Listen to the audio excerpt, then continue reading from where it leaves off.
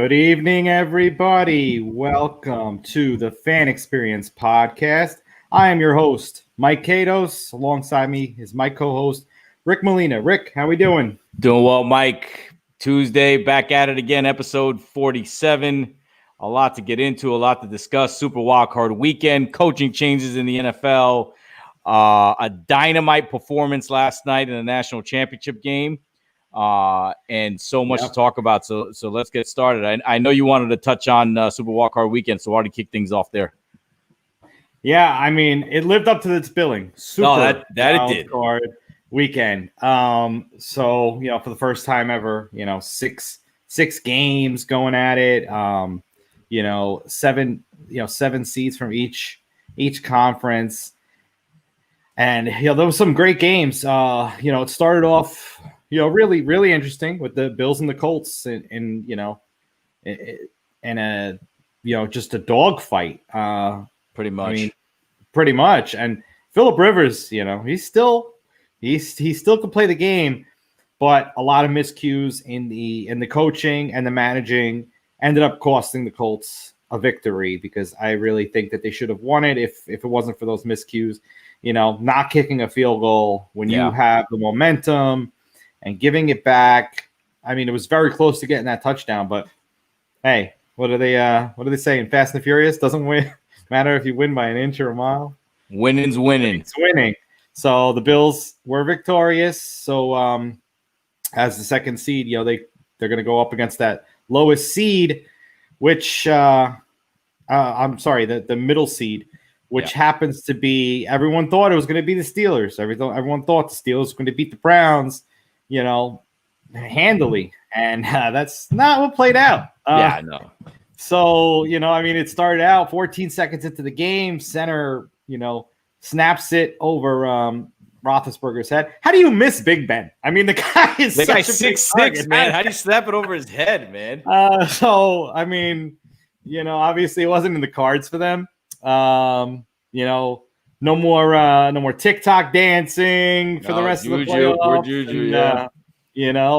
Chase Claypool after the game, the day after says that, the Browns are going to get clapped, I think his words were, after he, come on. You guys lost. Like, don't talk crap about your the opponent that actually beat you. And he may be right. I mean, they are playing Patrick Mahomes and the Chiefs, so he might have some, something to stand on, but really he shouldn't be the one saying it, because he's the one that got clapped.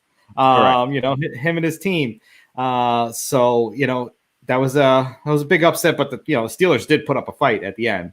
It was 35-0 quick, but what was the final score? Like 42-35? 48-37. Yeah. So it got a little dicey there for a second. You want to hit off a couple other games? Yeah, I wanted to talk about the Rams and the Seahawks. This was an interesting game. You and I, we spoke about it last week. We thought, the Rams lost to the Jets. How could they come into Seattle and win that game? And here come the Rams. What's the kid's name who got knocked out? Wolford, yep. Jamal Adams comes in and basically kills the guy, sends him to the hospital, probably a broken neck. Who knows what's wrong with him? And then here comes Jared Goff with literally 4 fingers on his throwing hand, comes in, stabilizes the offense, and they somehow pull off an upset off a team that was, the Rams are right for the picking right there. I don't know how they lost that game. And it's one thing, Seattle's defense was iffy all year. Jamal Adams can't cover anybody, and they gave up 30 points. And kudos to Jared Goff coming in and playing with that broken thumb. Unbelievable performance by him. And unbelievable performance of that defense. Now, obviously, Aaron Donald's hurt. I think they're giving him an MRI on his ribs. But that was just an incredible performance by the Rams and that team. So that they're moving on. Obviously, the game of Saturday night, Tampa at the Washington football team. Listen, I told you it was going to be a competitive game. This guy, Heinicke. We ended up pushing. But this kid, Heinicke, separates his shoulder.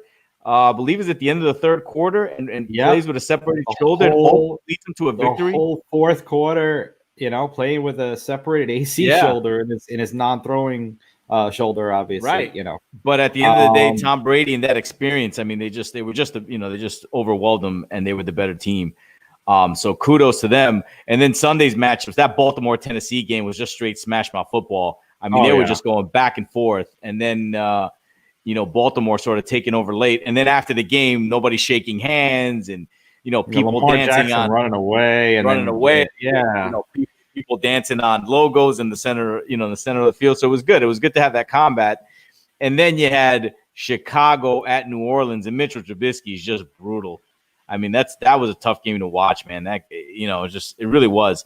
And Drew Brees, I think it's time for him to call it quits. You can just see that he was laboring a bit out there. He's just older, and I just think it's time that they move on from him. But they'll be moving on next week. And then, of course, that Sunday night game that literally was over before it started. I mean, it was 21-0, and it was like a heavyweight boxing fight, and the Steelers got hit and didn't get up. I mean, it was over that quick. Ben throwing 4 picks that game. I mean, it was just unbelievable. It was more shocking than anything else. Like, people were just stunned. Like, how are these guys down 21-0 already? Like, I mean, it was over before it started. So it was an incredible weekend, incredible games. And so now we're looking forward to next week, and I think it's going to be pretty exciting. I'm looking forward to that Bills-Browns game. I think the Bills are going to win that game. I'm looking forward also to the Baltimore. I mean, to the is Cleveland playing the Bills Ravens, right? And then Cleveland's playing the Chiefs. So the Chiefs coming off that bye, and then the Bills Ravens going to be interesting, man. The question is, can Buffalo beat this team? We'll wait and see. And in the NFC, I don't know. It's going to be a tough one. Yeah, and then in the NFC, in the NFC with I want to see how Jared Goff pulls this one off with 4 fingers on it. So great weekend of football, and divisional round coming up next week is really going to be a lot of fun. So good stuff to look forward to next weekend for the NFL. Yeah, absolutely. Appreciate all the kind words, guys. Appreciate it. Thank you, people. Oh, and I have to give a shout out to a new fan. Oh, we got a new fan out there in Long Island watching, so shout out to them. Welcome to everyone that's joining us for the first time. I like the Bills' chances. They're gonna have to, if they can get through Lamar, I think they can get through what most likely will be Mahomes. Because they match up better against the Chiefs than they do against the Ravens, because the Ravens are smash mouth, and they got all that rushing ability, and that's. How you doing, Nathan? Thanks for joining us. Thanks for joining us tonight. So it's going to be a tough. It's going to be a tough task to stop Lamar Jackson. He's got that first playoff win under his belt, so all those jitters are gone. Now he could just sit there and just try and take care of business, and he has been better since the midpoint of the season, and he's pretty much been off and running, no pun intended. It's so he's definitely going to put up some rushing yards in this game, and the Bills the Bills did lose a running back in Zach Moss. They did sign Devontae Freeman today to the practice squad, so little reserves coming in to help them out with the Zach Moss injury. And I don't see Goff beating Aaron Mr. Rodgers. Yeah, Mr. Rodgers, I think he's going to put on a performance next week. I can't see that. And Brees and Brady, that's going to be it's going to be a fun game to watch, to say the least. But I don't know if the Saints could take 3 out of 3 in the season. I think the Bucs are playing a little bit better. The Saints aren't, firing on all cylinders. But we will. We're gonna have to see. We're gonna have to see how it plays out. But most definitely, I think Brees is done after this year. It's gonna be some good games. Good games this weekend. We could certainly touch on a little bit more after our guest right now joining us. He is one of the hosts of Locked In Sports podcast, and his name is Samuel Rodriguez, joining us right now. Sammy, how you doing? I'm doing good. How you guys doing today? Doing great. Doing Good, great. Sam. Thank you. Thank you very much for joining us. It's a pleasure to have you on. Thanks for having me on, guys. I've been watching. I've been waiting for this. Yeah, I know. We got we had a couple of shows booked in advance, so it's anybody wants to come on, email us fanexperience@playingthefield.io, and we'll coordinate that. But your links are all in our bios and everything. So Sam, tell us a little bit about how you got it started for like a love of sports. What teams are your favorites and how that came about. So I was big on basketball growing up. I'm a big LeBron James guy. I know it's going to give me a lot of hate, but it is what it is at this point. So watching him growing everywhere, it just kind of made me love basketball more. And I've always been like a football guy. I'm a Broncos fan. So right now we're not doing as well. So sticking on that wagon, hoping we can get it going somehow. But throughout sports kind of like helped me find my passion, like what I want to do in life. That's why I'm going like sports journalism route. And we ended up starting Locked In Sports. In January during the pandemic, me and Megan went to school together. And it was something to do where we could do from our house as well. And I figured all the athletes and everyone's like on break as well, so might as well start at this point. And it's just been going up from there.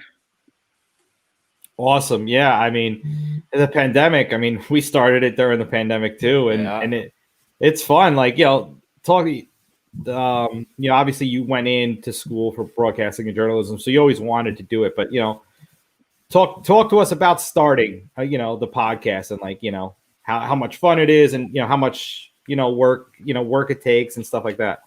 So getting on the podcast, it was kind of like Megan said, "Oh, I need a co-host one day." I was like, "All right, I'd love to do it with you." And we really didn't talk about it much for like 2 weeks after that. Then randomly she's like, "Hey, I got the studio booked for today. Can you come in?" And I was like, "Oh, okay, yeah, let's do it." We had our first studio day. We're like, all right, this is going to be great. And then the next day, everything shut down. I was like, okay, what do we do? We had our first studio and everything else just shut down. So I was like, okay, what do we do? So we ended up finding about StreamYard and all that. And we started off with Zoom links, like recording Zoom videos, having our guests come on, and then having to edit it out and such. And that ended up taking like a lot of work. Like editing out, we had to take out like our clips, like put in little intros and all that stuff. And then we ended up starting to use Facebook Live. That's where our audience grew more. And so StreamYard's been like a big piece of that. But overall, it's been like a great time doing it. It's really fun. I suggest anyone that wants to start a podcast, go and do it. It's a great time. And you were talking about sports. I mean, it can't get better than that. You're just debating sports all day. Yeah, that's – oh, go ahead. I was going to say, that's awesome. And first of all, you're born in a military family, so thank you, Father, for his service. And thanks for coming on tonight. So, we've had Broncos fans, we've had Miami fans. When did you all of a sudden say the Broncos are my team? Like, what was the seminal moment? Like, when did you start following Denver on the football side? So once Tebow beat the Steelers in that playoff game, I was like, all right, it's starting. And then Peyton Manning came along, and I was like, all right, here we go. We got something brewing. Then Wes Welker came along, and everyone started showing out. Demaryius Thomas, Julius Thomas. And then we had one of the best defenses in the league. And I've always been a big Champ Bailey guy. He was one of my favorites ever, one of the best to ever do it. Yep. And then so Peyton started going off, like record-breaking. I was like, all right, great. This is phenomenal. But ever since that Tebow game, that's what really got me hooked on the Broncos. So that was a playoff game where Tebow hits Demaryius Thomas in the OT for the touchdown. That one of the all-time. And then what happens later? They trade him to the Jets, but we won't get into that. But and Adam Gase was the coordinator, I think, of that team, right? I think he was the OC. But and then you're a big LeBron guy. Obviously we're a little older, so I'm a Jordan guy. What is it about LeBron James that made you say, this is the guy I want to follow? I mean, tell us about that. So watching him play, just watching him be the most dominant person in the league for year after year after year, and coming straight out of high school and providing, like, people didn't know if he was going to play top level like he did in high school. And he came in straight, carried some Cavs teams to some finals, like that 08 team, Anderson Varejao and all them, Big Z. I mean, that was a tough team to carry. And like his MVPs, he just goes on and on. Like, that man's like 36 now, and he's not slowing down at any time. And then I saw everything he does off the court, like building the I Promise school and all that stuff. He's like a down-to-earth man. You see him outside of basketball. So overall, like, everything kind of figured in together, and just watching him dominate all the time. It doesn't get old to watch, I think. It's fun. Yeah, no, I mean, obviously he's got tremendous talent. He works extremely hard. Yeah, you that know, guy's a and worker, man. He that's works hard. yeah, he doesn't take anything for granted. This guy is the work ethic is amazing, and the stuff that he does to give back to the community, it's absolutely admirable. So you can't really hate the guy. No. You definitely respect what he does, what he can do. But yeah, like Rick said, like we grew up in the Jordan era, and it's it's a lot different. And then the era like right before you is that Kobe era, which unfortunately in a couple of weeks is 1 year. Yeah, which time flies. It's crazy to say. So obviously rest in peace, Kobe. So talk to last week our guest came on and he says that he thinks that the Lakers are going to three-peat. So being a big LeBron fan, what are your takes on this NBA season? So I love LeBron, love Lakers. I don't know about a three-peat. The Nuggets kind of scare me over there. They're up and coming team. All that young talent's finally meshing together, and it's looking like very serious now. But I can see a repeat this year. The Lakers are looking great. Adding Dennis Schroeder was a huge adjustment. Defensive-wise, they lost some, but I think the offense they gained kind of helped out more. Like replacing Danny Green with Wesley Matthews, Marc Gasol adding in there. I feel like they are a better team than last year. It's just so many other teams got better as well. The league this year, I feel like there's so many teams that can do it. The Suns look amazing. The Nuggets, like I said, look amazing. It's like different teams that are showing out this year. Even in the East, you have the Magic showing out, the Knicks. No one really expected this. Well, he just there it is. Knicks, that's what I wanted to hear. Right there. Yeah. Wow. Listen, we've lost 3 in a row, but that's okay. Young team can't shoot right now. It's okay. But hey, if you have Knicks and amazing in the same sentence, you got to feel happy about that. Yeah. It's just no one expected them to even do this good right now. That's what I'm like getting at. Like, no one really expected the Knicks to be as they are. Like most of us, we'd expect them to be like 0-9, 1-8, But every team in the league right now is looking good. It's just a matter of who pushes through. And with COVID, we've seen Tatum's out for 14 days. We got to see how that's going to affect teams' records and all that. So they might switch to a bubble towards the end of the season. I could see that happening, like eliminating the certain teams that might not make it. But every team's looking like a threat right now. And the Nets, if Kyrie comes back, that's a scary team, but who knows?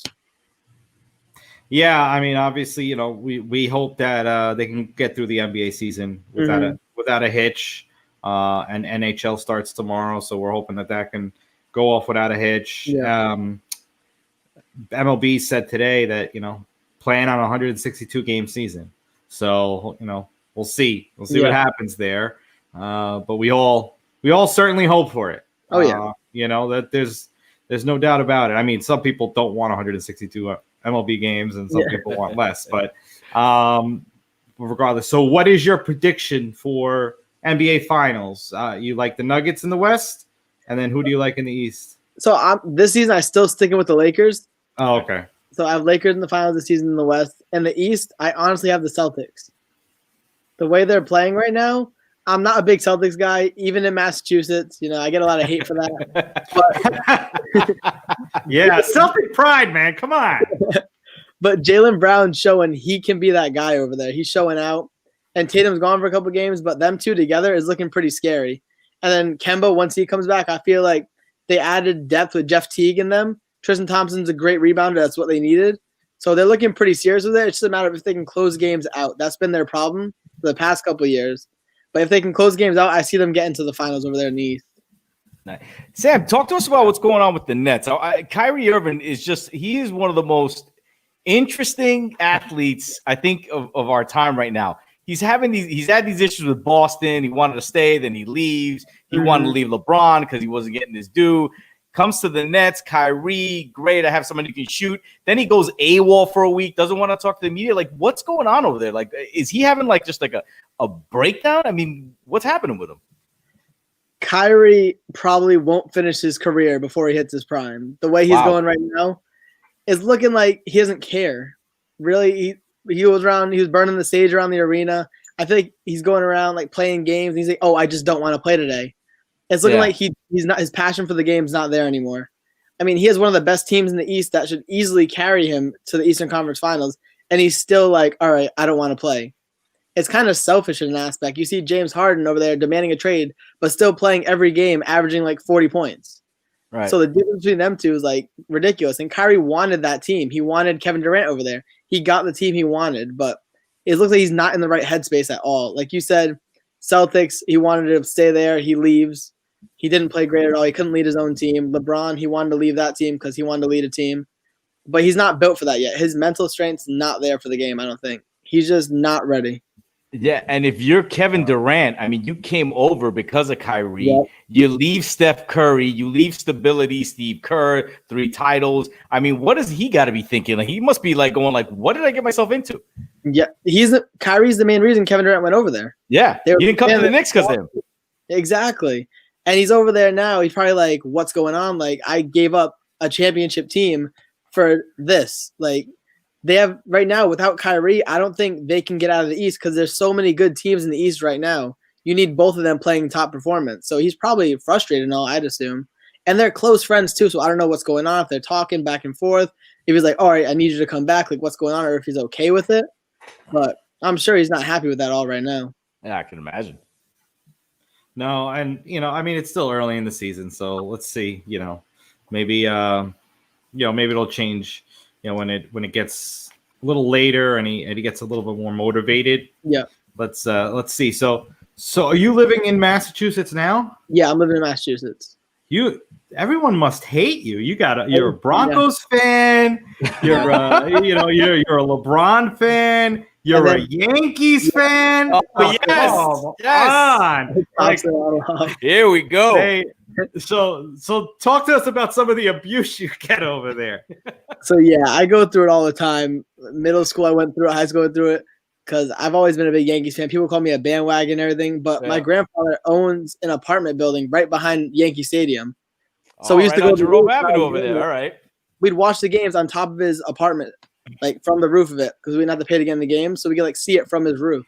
So ever since I've been young, my whole family's been Yankees fans because they grew up in the Bronx.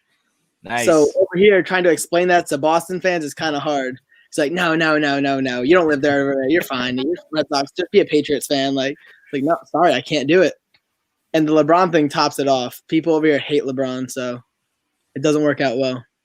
That's that must be interesting, but you gotta stay true to your team. So I know you have a girlfriend. How about her? Like, what is she a fan of? So she likes Boston teams, usually Red Sox. Not a big football person, loves Celtics. So I gotta start getting into more Boston teams, supporting them a little bit. No. You stay true, man. You stay true. Don't flip flop. Rick, you can take that one. Oh yeah. So you're into sports journalism. You're going to school for sports journalism. When did you know that that's kind of like where you wanted to go to? Because that's a tough field to break into. Yeah. So honestly, my dad, his friend works for the Rams. He's like the main communications guy for the Rams. And we had a phone call one day because I was interested. I was in communications. That's my associate's degree. Mm-hmm. And I was like, all right, what am I going to do with this? I knew I wanted to do sports overall, no matter what I did, like sports marketing, sports management, something. And he talked to me about it, and it really pushed me over. I was like, all right, this sounds like a great field. Like I have people I can get into. And then UMass Amherst, they're Division I. So I was like, all right, that's probably best bet. Like interview the basketball players, football, and all that. And then LinkedIn's been a big tool like that helped me push out. I've been talking to people, and that's basically, I've been hearing all different stories from broadcasters, journalists, and that just made me want to pursue this field more often. So do you want to broadcast games? Do you want to be a writer? I mean, do you want to be let's say independent and just do podcasts? Like, what avenue do you want to go down? What road do you want to go down? So honestly, I'm trying to keep my field open, learning little bits of everything. Learning how to write. We started a website, writing articles weekly, doing awesome. a podcast still, and then also broadcasting. So a little bit of everything. So I'm more versatile. So it's not just one field I'm stuck in. Yeah. More so that if they need something to write instead of broadcasting, I can go write. If they need someone to broadcast, I can go do that. Mm-hmm. So you guys call games and do all that kind of stuff? Yeah, we're at UMass Amherst right now. We're in contact with the people, and they're getting us hooked up to call the games over there and such. Oh, that's fantastic, man. Good for you. Thank you. Yeah. No, that's awesome. And so You're there. What are you there until 2022, right? Yeah. Yeah, and you mentioned LinkedIn. It's just amazing. How many connections, and how just it just like builds you up too. Like just watching success pretty much breeds success. Have you had any guests on your podcast? So we have had a lot of guests right now. We've had NBA coach Scott Fields. He coached Steph Curry. We had a UFC fighter, Yorgan De Castro. He's a native of Fall River, Massachusetts, so that kind of helped us out. Awesome. We had some basketball coaches from BCC, the community college I went to. Nice. And right now we're in a contract with the Creating Young Minds League and Undiscovered League in Texas. So we cover their games and such. We interview their basketball players. And last week we had an NBA player, a retired NBA player, CJ Carter from the Knicks. Okay. That's awesome. So LinkedIn's been like helping out, like gaining contacts with all these people. Now, you said you partner with the Creative Young Minds. Is that through school, or is that through something, networking through LinkedIn? So that was networking through LinkedIn. They messaged me and they said they'd seen a couple of our shows. They wanted to get in contact. So we had a phone call one day and they told me like, oh, we're looking for people to like help expand our business, like help expand our league and such. And so we cover their games, we watch their games, and we basically do like a recap and such. That's awesome. Yeah, that is incredible. So it seems like you like the like calling the games, the broadcasting games. Is there one particular major event out there that you'd love to call? If you had the opportunity to pick one, which one would you like doing? I'd honestly say any LeBron game. Yeah. Get out there before he goes. I feel like that'd be amazing. I don't know how reasonable it is. He's getting up there in age, and I'm still trying to work my way up, but that'd probably be the goal. At any LeBron game, even a preseason game. Yeah, no, LeBron's an incredible athlete. Have you had a chance to ever see him play in real life? I mean, in real life, we're in real life, but in up close and personal. Yeah. Well, in COVID, not many people can. Yeah. I saw when he first went back to the Cavs at Kevin Love and Kyrie. I saw him at a Boston Celtics game. Okay. He dropped 45 that game, and I was like, wow, that's like, all right, this is the guy. Like, I got to support this man throughout. Was that the playoff game? The game 6? No, it was during the season. It was for my birthday, actually. So it was a December game. We got to go watch. Oh, awesome. Yeah, no, that's amazing. Obviously, I have not been to a basketball game since I only went to one Knicks game actually in my life. And it was the day. Anyone ever watched the movie Forget Paris? With Billy Crystal? With Billy Crystal. Billy Crystal, when he was a referee. Meg Ryan, I think it was, or something like that. No, not Meg Ryan. It was. Oh, I think it was like Deborah Winger or something like that. Yeah, I know you're talking about. But he was like a referee. I went to the game where they were filming that half court scene that was in the movie, and we had to wait like an hour before we could even get seated. So I mean, I only went to one basketball game in my life, but that was the one that I went to. I definitely need to go to more. Because especially things like LeBron and Kobe just always putting up crazy points, and you know what, that's just the league that we're in. Everyone has a shot at seeing a 50 point game, no matter who it is, and with the Knicks playing the way they are, maybe one of them will to put one up. Yep. We'll never know. What was I gonna say? Oh yeah, so talk to us a little bit about like, what kind of advice would you give somebody that is interested in broadcasting and journalism? Like, what's the number one tip that you would give them as far as, starting a podcast or whatnot? So honestly, you just have to do it. I know it sounds cliche and such, but if you're going to do a podcast, just set it up, do it. People enjoy watching this stuff. It's great content. So if you're going to keep going, push through it. Don't say I want to do it and not go to do it. Just set up. And then connections, LinkedIn, set up your LinkedIn. That's where you meet most of your people. Even if it's a bunch of other people in the same, trying to get where you are, you can help each other out, listen to each other's stories, maybe guest on each other's shows and everything. So basically connecting and just doing it. You just got to go for it. You can't really question yourself. You just got to go for it. Yeah. And anyone out there that is interested in it, please contact me. I'd be happy to give you tips, and I'm sure Sam will will do the same. I know there was this one kid starting out. He's still in high school and he wanted to start a podcast, and I told him this is where you go to, to host it, try and go here, here, and here. And he's doing great. He's already a couple episodes in, and I'm going to be on his show next month. So we have somebody commenting here. He wants your comments on the Raptors. Somebody you might know. Yeah, probably. Do you know him? I don't. Okay. Well, pleasure to have you on and watching, Mitch. I don't know with the Raptors. This season, they're just not it. They lost. Losing Marc Gasol was a big hit. Losing Serge Ibaka was a big hit. We see Pascal missing the past 2 game winner shots with the same exact shot. I mean, he needs to step up. He needs to prove he's that guy. That whole team's not playing well right now together. Their defensive half is gone. They all just need to learn how to merge together. I feel like losing Serge and Marc Gasol was probably the biggest hit they took. Yeah, you talk about LeBron James. He's one of your favorite players. Obviously, like I said, we grew up in the Jordan era. But let me ask you this about LeBron. Yeah, you say he's not going to get the three-peat. He's been to 10 NBA Finals, I believe. He's won 4 of them. Yeah. If he doesn't catch Jordan, is he in your eyes? Is he the GOAT? Honestly, yeah. Wow. People give you a lot of hate for that. Okay. I like to talk about the competition. When he played the Kevin Durant Warriors, he played the Warriors in general, and a lot of teams he's brought to the final, like that 08 Cavs, they shouldn't have been there. They really shouldn't have been there. Mm-hmm. He does have the Cavs team, with that 3-1 comeback. That was probably the greatest finals of all time, in my opinion. No one's ever done that. I still think he's the GOAT. I see him catching Wilt in points. He's getting up there. His stats are all better, but again, the 6-0 in the finals does put up a great argument.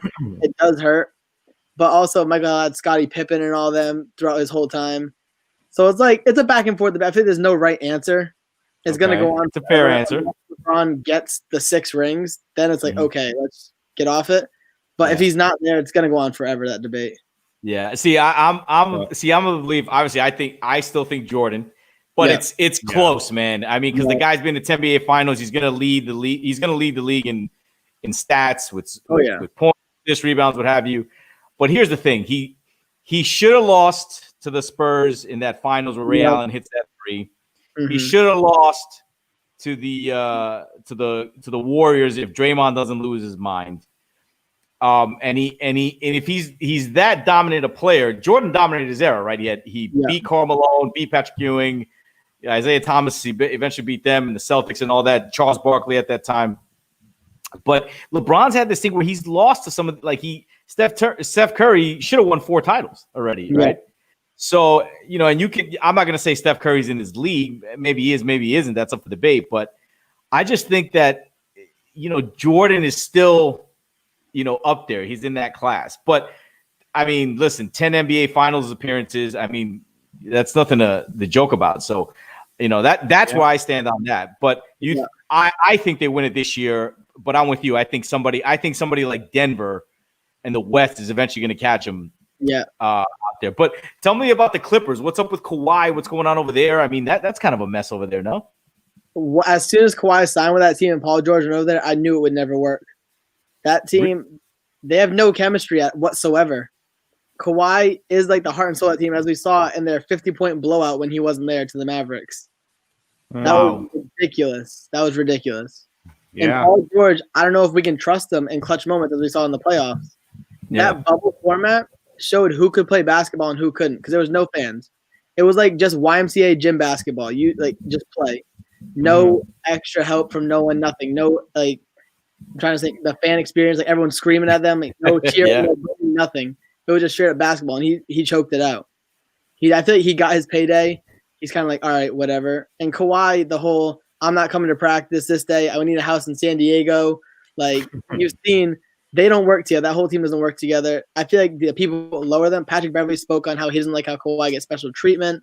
I feel like Lou Will and all them, the whole team sees that, and that chemistry is not going to form unless Kawhi comes up to them and apologize for that and goes and joins in on team activities. Yeah, wow. I mean, you can't build a winning team like that. No. Obviously everyone has to be on the same page. Nobody could be working for themselves.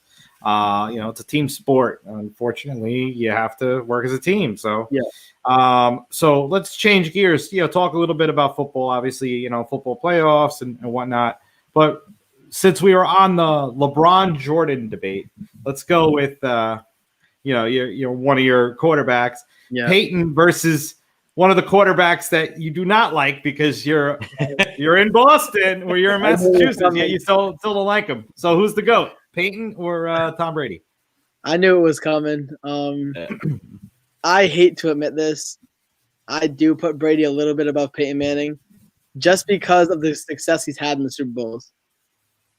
He's had great teammates, yes, but him and Belichick, that was one of the most unstoppable pairs we've ever seen. The greatest coach of all time and probably the greatest quarterback. Like, I love Peyton Manning. He has the stats and everything, but he did playoff form. He didn't really show up. We saw that Super Bowl against the Panthers. It wasn't him that won it. He shouldn't have even been starting in that game, I think. Brock Osweiler should have been starting still.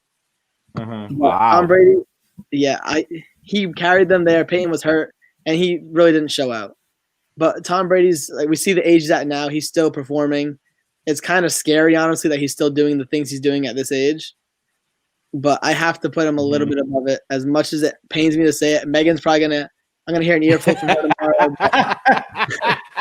So Megan, he's just giving his opinion. That's part of it. That's just part of the package. So let me get this straight. The GOAT in football is going to Brady because he's more successful in finals and championship games.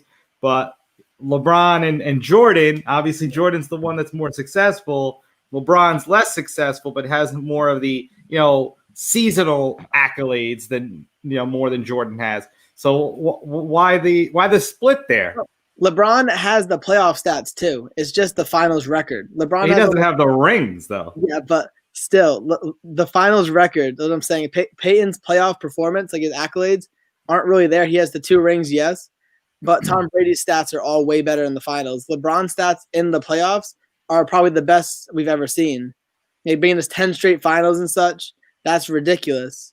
So that's the only thing that holds it above there. The straight finals, the dominating the East for that many years with different teams. Like, it wasn't just one team; it was all different teams.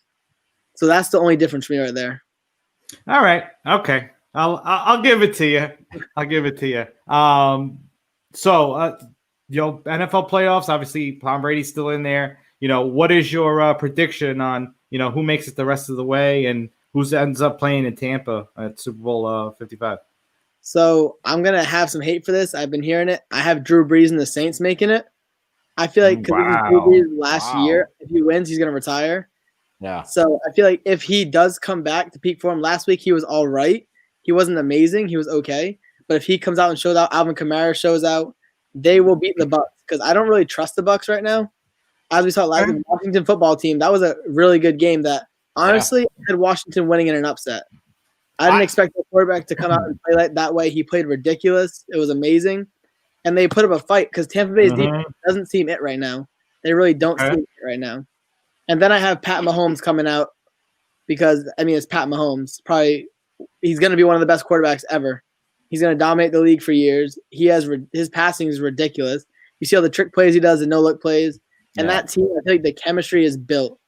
Like, that team, they know each other's ins and outs. And that defense is all right, but it's good enough to get them to where they need to be.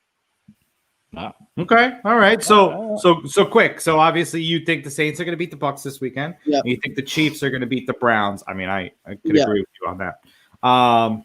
Bills, Ravens. We got. I got the Bills. I don't trust Lamar. His throwing is not there. Josh Allen's playing phenomenally. That Bills team, offensively and defensively, they're playing great. The Ravens are kind of sketchy. And you got the Saints playing the Packers in the championship game? Yep. Okay. Nice. Yeah, I have Packers and Chiefs or Packers and Bills. Like, those are, I'm split between the two. Yeah. If the Bills lose this week, then it's going to be Packers Chiefs. But if the Bills can make it through this week, I think the Bills can make it all the way. They have the chance. They're playing phenomenal. Yeah, absolutely. Rick. So Sam, take us back to you. So you're doing the podcast, you're doing some writing on the website. Where do you want to take this? Like, where are you looking to break into professional broadcasting? Like, where do you see yourself in the next 5-10 years in the world of sports? So I am looking to break into professional broadcasting. Mm-hmm. I've also been talking to people, and working for yourself is a whole nother benefit, especially if you can get the passes and stuff to get to the games. Yeah. So me and Megan are trying to build up the Locked In Sports Media Group and kind of make this our own thing. Maybe sign some contracts like we are in, kind of branch that out. But of course, if I get an opportunity from a big company, I have to take it. But right now, working for ourselves, see what happens, building our resume more and more to be able to share it out, and then get our own passes and stuff, go to games, like get our own media passes. That'd be awesome. Yeah. Listen, working for yourself, I mean, it's a struggle, but it's the best thing. Trust me. Take it from two guys who are trying to get out there. So where can people find you? Like if they want to look for your podcast, they want to see your website, where can people go to find you? So we do live podcasts every Monday morning at 12 p.m. Eastern time on Facebook under Locked In Sports. Okay. And then we have a YouTube page, Locked In Sports, as well. And then our website is actually a Wix. I can drop the link after. We don't have our own domain yet, but it's basically wix.lockedin.com. Yeah, and Instagram as well, right? And yep. Because I follow you guys on Instagram, so at Locked In Sports, yeah. Awesome. Yeah. We're trying to go the same route. Like we're trying to get those media credentials too. Me and Rick want to go to the Super Bowl in 2020. 2022. At SoFi. So maybe we'll all go and we can all hang out. Are you old enough to drink yet? Or I turned 21 last year. And there we go. So we'll go grab a drink. We'll all go to the Super Bowl.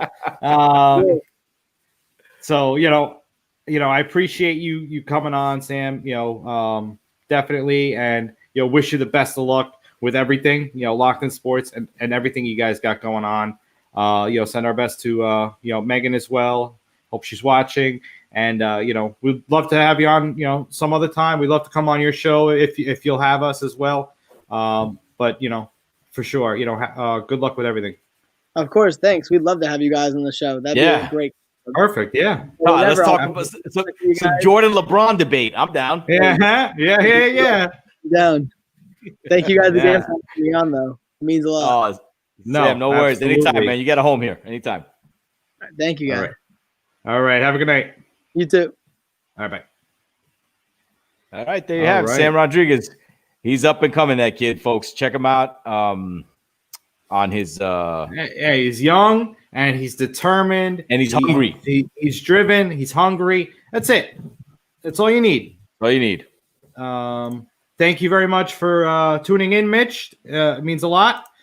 Thanks, Mitch. So hockey starts tomorrow. That's right. The NHL begins. The Rangers in Lafreniere. I got my Ranger hat on right there. You do. You got your Rangers hat on. Let's see. Maybe the Islanders can pick up where they left off and play some strong hockey. But we will bring on our. Are we having our resident hockey expert on tonight? Is that what we're having? Yes. There he is. That's what I was going to bill him as well. Yeah.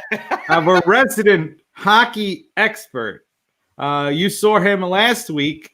He helped us with making some picks. His name is Tanner Johnson. Welcome back, Tanner. Hey, thank you guys. Love the new title too. I definitely could live with that one. The resident NHL expert. Come on, you're an NHL expert, man. I love it. So break it down. Go ahead, Mike. Yeah. So talk to us a little bit about the return of hockey. Obviously it's starting at a different time this time around. Because it ended. I think Mike froze there.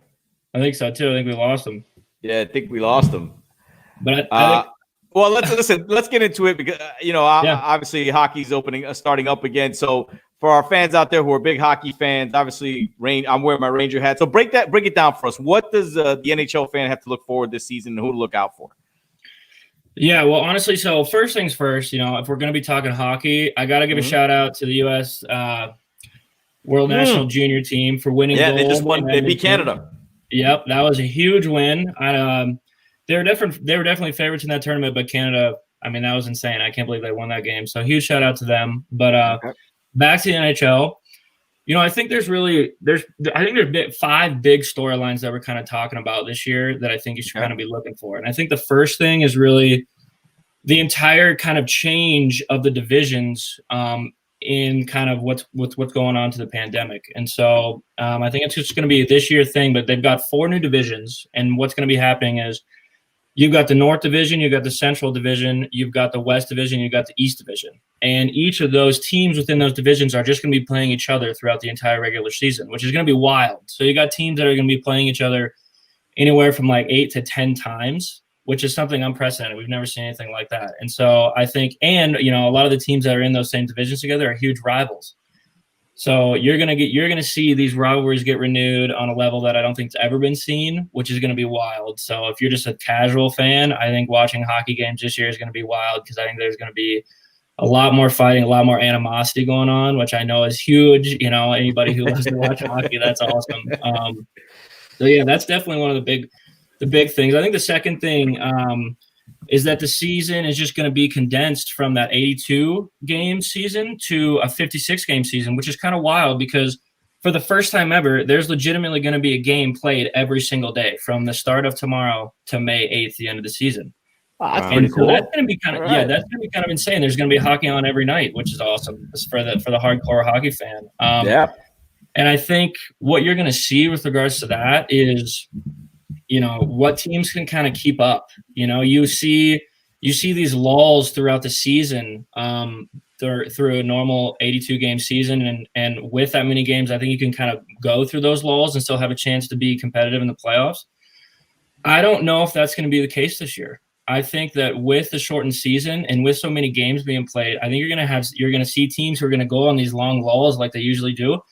And that might drop them out of the playoff conversation completely, which is going to be kind of insane to watch. So I think it's going to be a game of consistency this year more than anything else, which kind of brings in the next point, which is goaltending. One of the most important positions in hockey. Man, it was a carousel this year in the offseason, which was super wild. You had goalies like Braden Holtby, who, the star of the Capitals, he left, he got moved. And then you talk about other goalies like Corey Crawford, Blackhawks Tendy, who ended up retiring after getting moved. And so that's going to be kind of insane to see. Your Rangers, they have 2 rookie goaltenders who are going to be coming in this year. And yes, Georgiev. What's his name?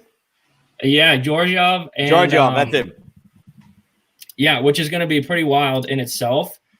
And so I think that you look at what's going to go on with the goaltending and all of that kind of just in itself as well.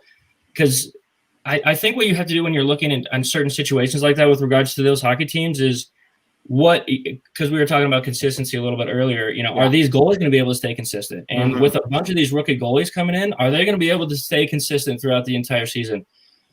And I think that was one of the big things, especially with regards to the Rangers, Rick, is not only do they have 2 rookie goalies, 2 super young goalies, but they've got a lot of young talent coming in this year. And so are they going to be able to stay consistent? I mean, it's going to be wild. It's going to be wild to kind of watch all that stuff. Let me ask you this. With the condensed season, would it help a team like the Rangers? They're younger legs, right? Younger, fresher legs, not much experience, but they have that youth. Is that going to help them? No. Yeah, I would say no, because I think having a veteran presence in the locker room to kind of push you through those lulls that the teams are going to go through is going to be super important. And I think that's why a lot of the teams that you're going to see at the end of the season who are still competing at a high level are going to be the teams who do have that veteran presence in the locker room. So it'll be like the Islanders and Tampa Bay and the Blues and teams like that. Yep, I think Boston, again, is going to have a great year. I think St. Louis is going to have a great year. They just have a lot of veterans in their locker room. And they all have a steady goaltending core, too, which I think is huge. Now, Tanner, let me ask you this. I just read this, that 27 players tested positive for COVID. Yeah. How is that going to affect the games? I mean, if you're going to have this schedule that's going to be back to back to back, I mean, do they have contingency plans set up for that? Yeah, well, and that's going to be super interesting too. I had read, those 27 players, 17 of them, I guess, were on the Dallas Stars alone, which is kind of wow.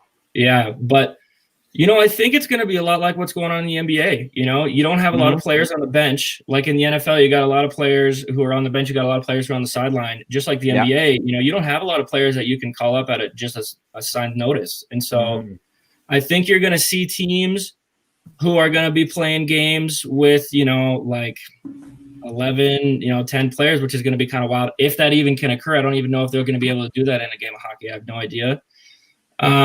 But I think the entire thing that they've been doing with these new divisions and them playing each other very often, I think that the NHL is going to have the best chance of keeping as many games on the schedule as possible. And I think another thing with these new divisions that they decided to do was that they're playing all those teams within the division, so they're not traveling far anyways. And a lot of these games they're going to be played consecutively. You'll have like the Blackhawks and like the Blues playing each other, and they're going to play each other like 4 or 5 times consecutively. Okay. And so they don't have to travel much. And so that's one of the really important things that I think are going to help with the pandemic and help with those COVID outbreaks. But I think it's just going to be like basketball. You're going to have games that are going to be canceled. And, are they going to get rescheduled? I don't know, especially with a condensed season where they're already going to be playing almost, not every team every day, but there's going to be a lot of games that are going to be played in a short amount of time. So I'm not sure. I don't know what's going to happen. Let me ask you this. So interesting. I'm sorry, Mike. I read this. So Bettman was saying, he's talking to the owners, that it'd be better to shut the doors and not play. Is it possible that? But Bettman says they're going to play. But is it possible that this season might just playing might cripple the league? Is that a possibility? I think it's a possibility. I think it's a possibility. I think that could have happened with any league, though. I remember at the beginning of the NFL season, they were kind of talking about the same thing. Is this something that's good for the league? With how many players opted out? Same thing, with college football. How many players opted out?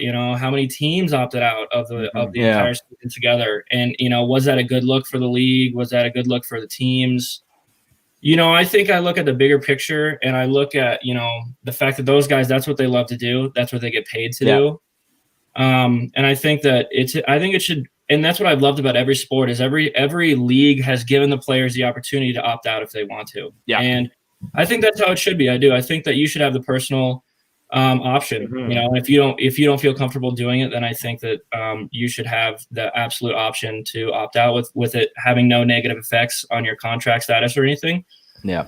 And so I think when you look at it in that sense, I think it shines a good light on every league, but on the National Hockey League too. And I think that the way they've set it up to try to be as safe as possible is also something really good to look at. But, at the end of the day, so let's say that, with the NHL being, the last league to kind of open up, let's say that it does blow up in their face. Let's say that they have to cancel a quarter of the games, in the season or something because of all these COVID outbreaks. That could be a bad look. And but let me ask you, can they withstand the financial hit? That's what I'm saying. Like, can they withstand it financially, like losing all this money? I'm talking billions of dollars. Can the league? Yeah, literally billions of dollars. Yeah, no, honestly, I don't think so. I don't think that they can. And that's, I think, partially why every league, including hockey, has decided to go forward is because I just think that the amount of money that they would lose would be overwhelming, especially for each individual team.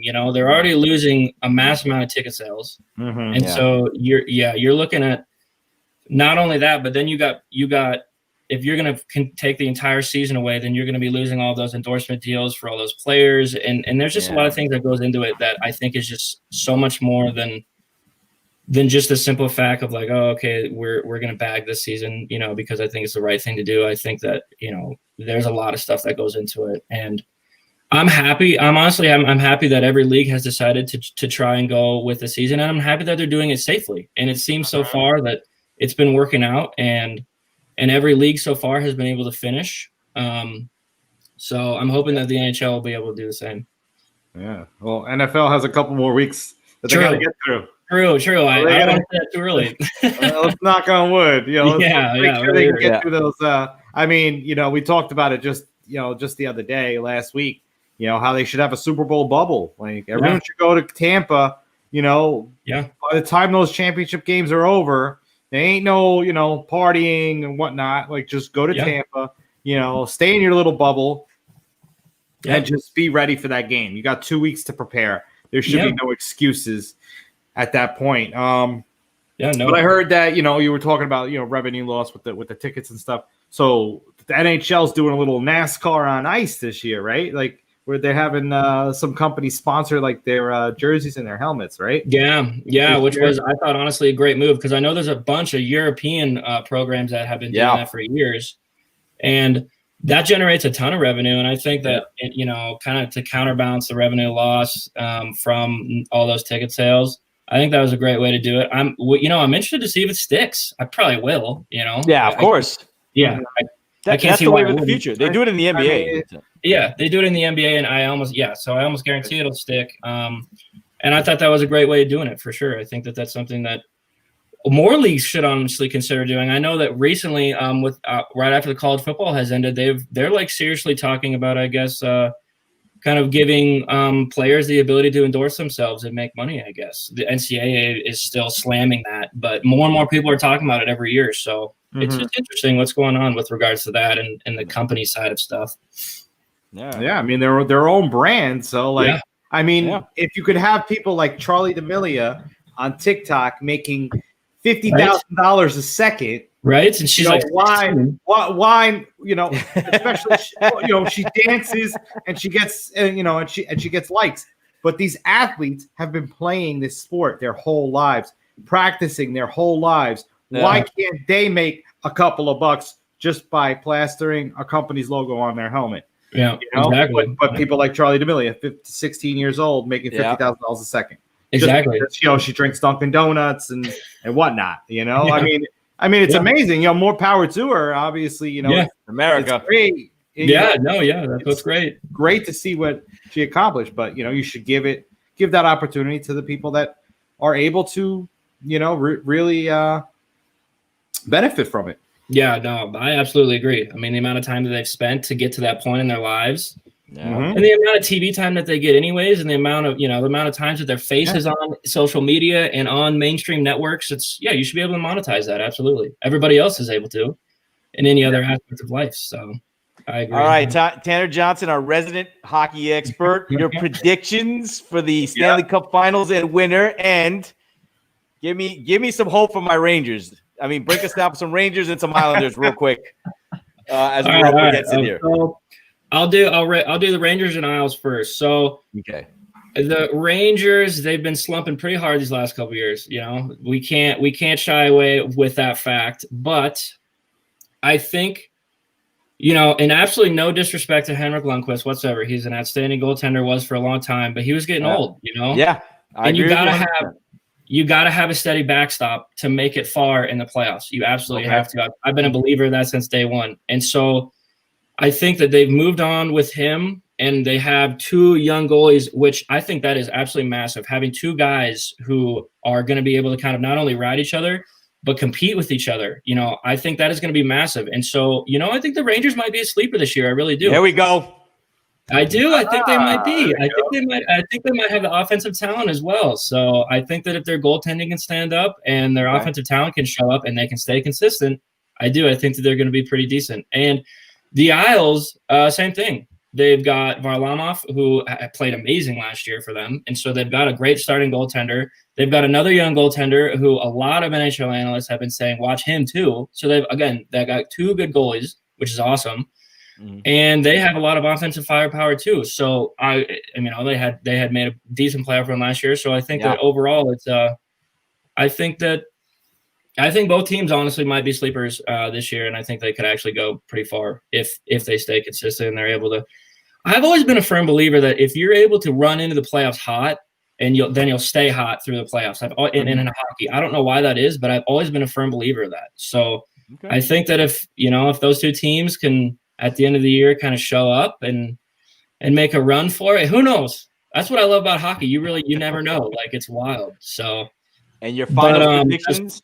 As far as predictions go, I wouldn't say that the Isles and the Rangers are in those, but all right.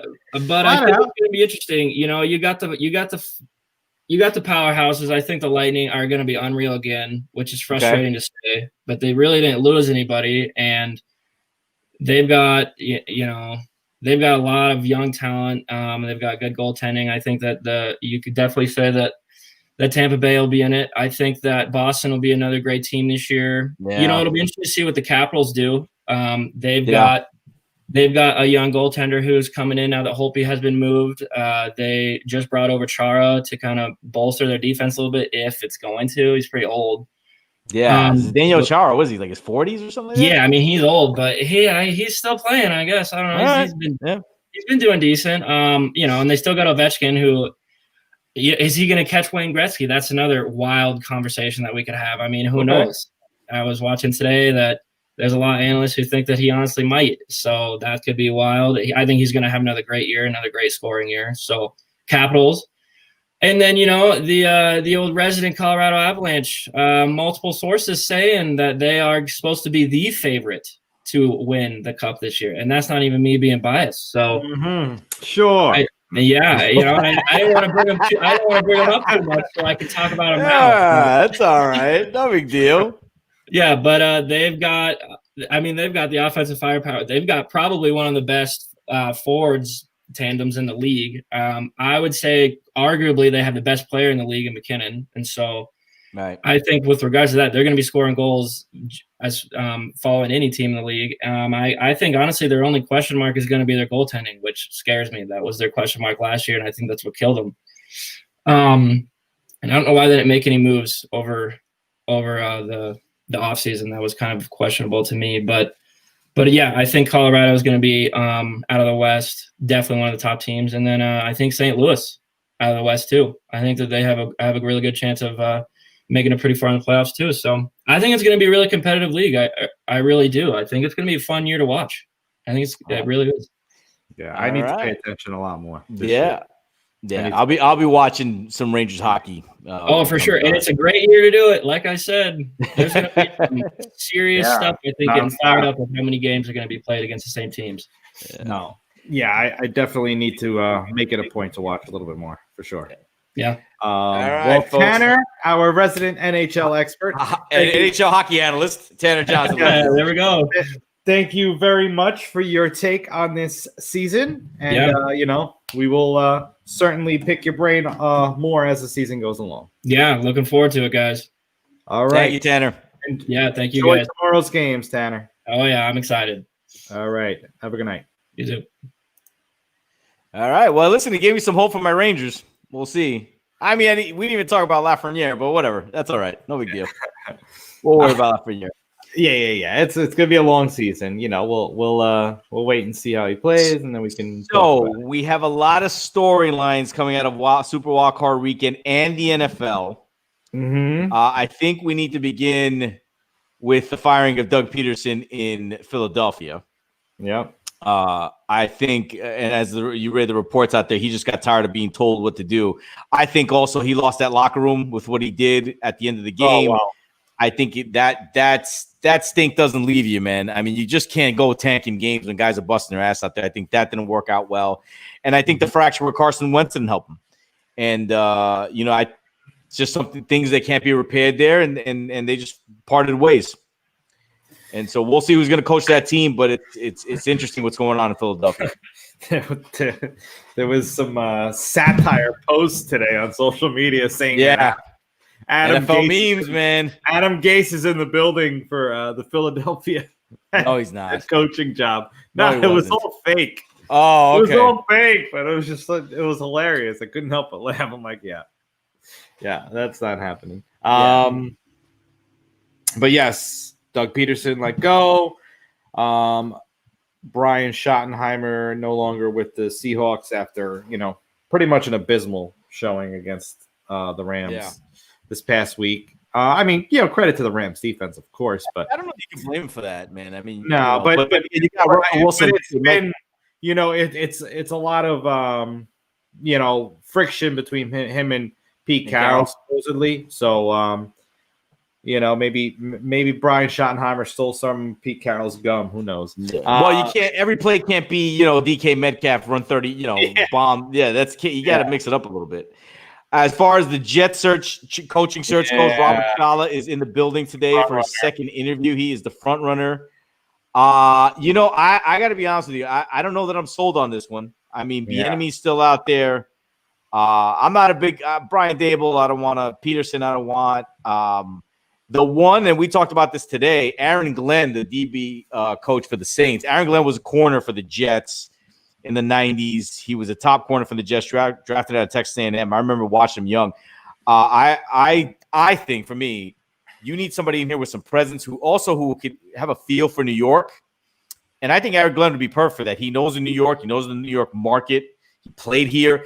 He was on the field for the fake spike game when Marino hit, what was it? Was it Mark Duper? Or was it Clayton maybe? Or whoever it was for the touchdown there? So he knows what this kind of environment's all about. So he was on the field when they lost.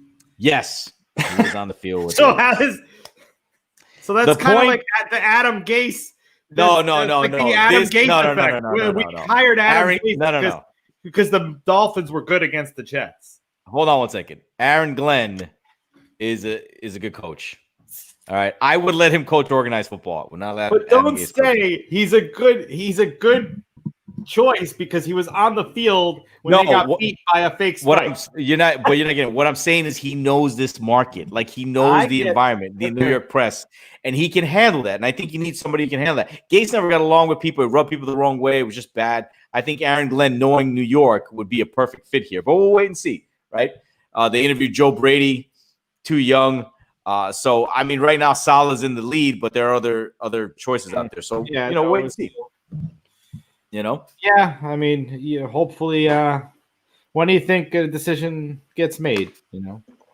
I think in the next week, man. I think Joe Douglas kind of wants to nip this in the bud and get started. Yeah. Getting a roster together, and then we get to the NFL draft, which is going to be pretty exciting. Yeah. So, it's going to depend on who the head coach is. However, are we going to keep Darnold? Or we're going to go with Justin Fields? And, for those of you who tuned in last night, I was watching. I don't really watch college football too often, but I did, catch the game. Yeah. And, obviously I heard about, the Heisman and Devonta Smith. And, I really think that they need some kind of a game changer like Devonta Smith. That's my opinion. And if the Jaguars go and scoop up Smith, which I highly doubt anyway, because they're going to go Lawrence. But if it's either Lawrence or Smith, I mean, whoever falls to us. But here's the thing. Obviously, the Jaguars are going to take Trevor Lawrence. I mean, that's a given. Yeah. And then with the second pick, if you're the Jets? If you're the Jets, you you're going to pick quarterback there. So it's Justin Fields. And I think Justin Fields was hurt yesterday from that hit that he took against Clemson last week. So I think he was banged up. So I don't want, one performance, I don't want that to ruin him. But do you take Justin Fields at 2? Do you take Zach Wilson at 2? Do you take Devonta Smith, who right now is I don't know how you pass up on that. Or do you move back to, let's say, 4, get a couple of more picks, and then make your selection there? I don't know. It's that pick right now is so valuable. I don't know what to do. If I'm with you though, I think eventually the Jets need people to throw the ball to, and they need to complement Denzel Mims. So I would take Smith with that second pick. Well, see, of course I'm not sold that Darnold's the guy. I mean, but with a new head coach and a nice weapon to add to that, to that offense. Yeah. You're going to give Darnold a fighting chance at the very least. Exactly. So and you can't miss somebody who's wide open all the time, Because you're not going to win it this year. No matter what quarterback you're going to get, nothing's going to happen this year with the Jets. They'll win more games. Yeah, they're going to be a much better team. They'll be a much better team. But they're not going to make it to the playoffs. I definitely don't see that happening. I think you go for Smith and you give Darnold another year with a new coaching regime. And, hopefully, Joe Douglas can, bolster that offensive line just a little bit, just give him but I mean, look, who was it? Ty Johnson, maybe give him a shot. Yeah, let him play. And P. Ryan was hurt for the last, few weeks of the season, but he's still a young talent that we can utilize. Frank Gore is obviously out the pasture. at this point. But I think you have to at least give Darnold a shot. If you're not going to get Trevor Lawrence, get the playmaker. Get the playmaker that could change the league. That's my opinion. Yeah, I'm with you on that. And also this Ohio State quarterback talk, kind of sold on that. Like what quarterbacks have actually been successful that came out of Ohio State? That's another concern. That's another concern. But I think this draft is going to be fascinating. With the first 3 or 4 picks, obviously. Well, actually, after the first pick, I mean, that's where the drama really starts. What happens with the Jets at 2, Miami's at 3. Miami's going to draft Smith if we don't. And yeah, see that, and that's the thing. We'll have Smith. That's the thing. Do you want that, or do you want to take a shot on an Ohio State quarterback, or even the Zach Wilson kid? Is that really going to change? Is that going to change the game for the Jets? What's going to be a bigger impact? A playmaker like that? And I get it. A lot of people are like, oh, it's a lot of gadget plays, but you know what? Look at Tyreek Hill, and look at, he's Patrick Mahomes, main target. Yeah. So, obviously they those gadget players, they work. So I think you take the shot for Smith.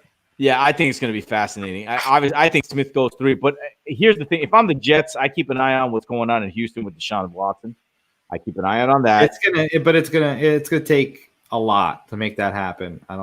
Jets have a lot. I mean, they have a lot of draft capital. I mean, you don't want to give up the farm either, but you got a guy who's unhappy, who wants to actually go to Miami, and that's another thing you got to keep up. I mean, if they want our number 2 pick and Sam Darnold, I would do it.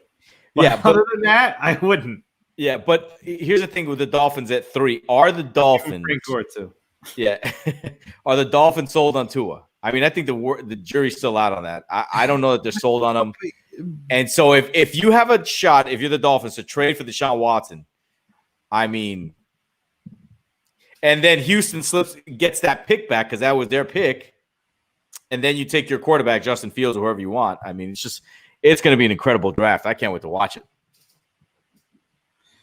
I don't know how you could give up on Tua that quickly. I mean, he played in 6-7 games. Yeah. He had no preseason. Okay. I think it's way too early to speculate on. I mean, you had Fitzpatrick come in and save him a couple times. I don't know, man. Nobody expected the Dolphins to even get to where they even got this year. Right. Well, no, but they were up and coming. I mean, Brian Flores is a good coach. Guy's a real good coach. They have a stout defense. So, wait and see. But it's going to be interesting what Miami does with Tua down there. I can't wait. I can't wait to see this draft. So say no trades are done for Watson, right? And the Jets pick up Smith. Do you think that the Dolphins would pick up whatchamacallit? Fields or no?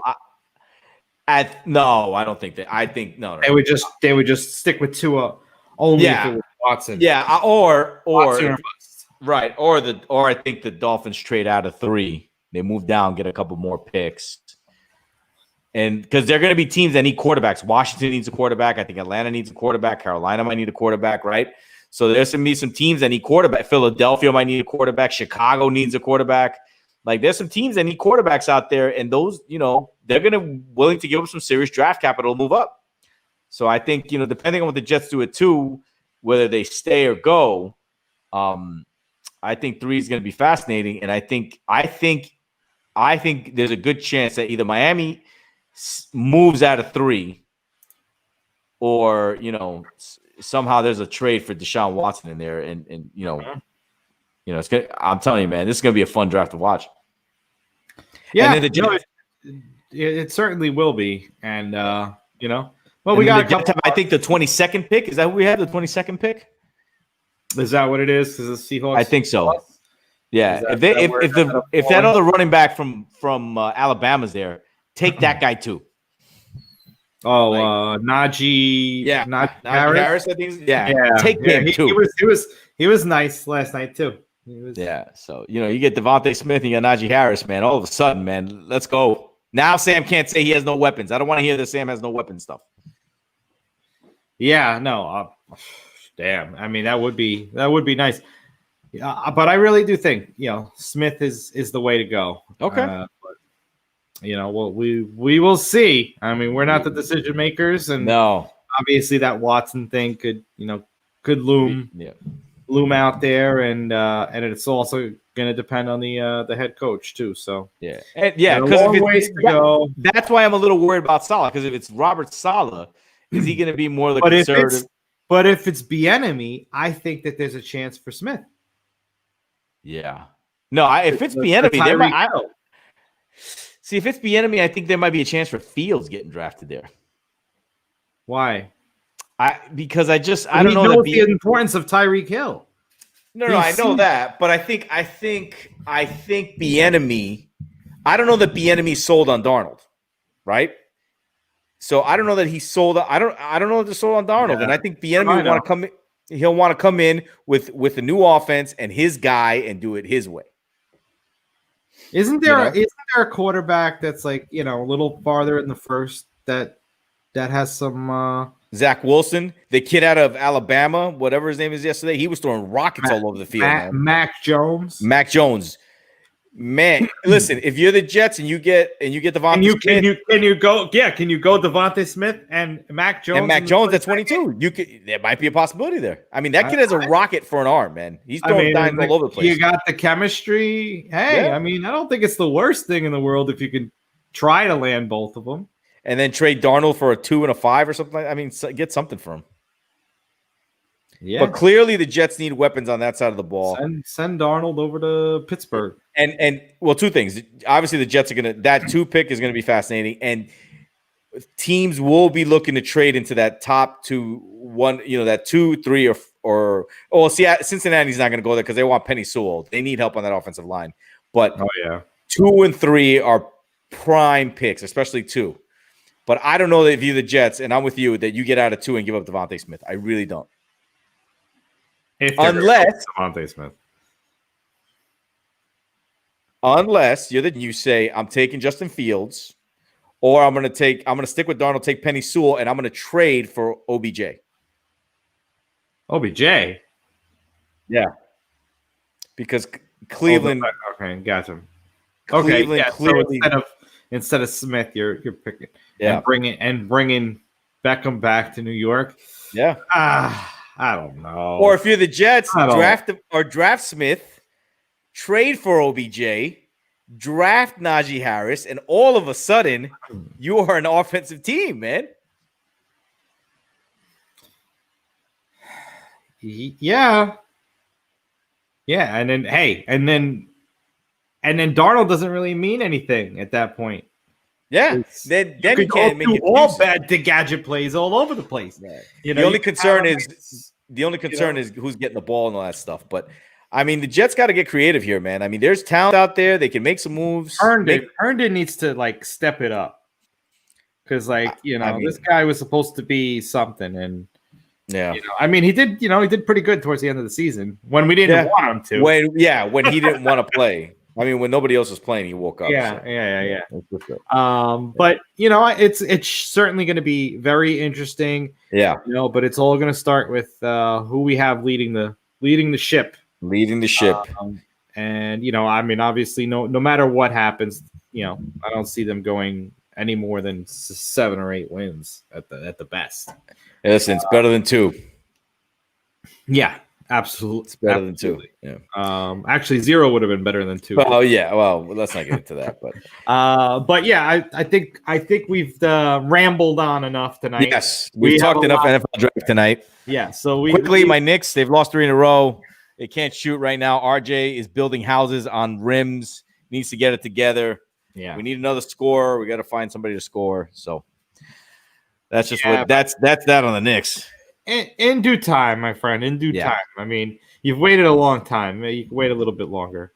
Yeah. But you had that, the Knicks and amazing in the same sentence. So that's that's a nice sign. Yeah. Farther than you've gotten for a while now. 20 years, yeah.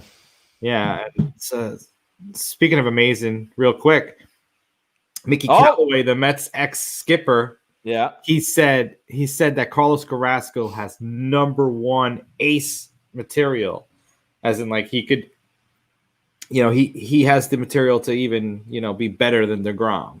So hey, I mean, all right, let's. He was a pitching coach, but I'm not saying he's gonna, but it's good. Guys to know won that, 2 Cy Youngs, but it's good to know that we have somebody that that could have that kind of ability. Listen, this was a great week for you. Francisco Lindor's here. Yeah, Carlos Carrasco's here.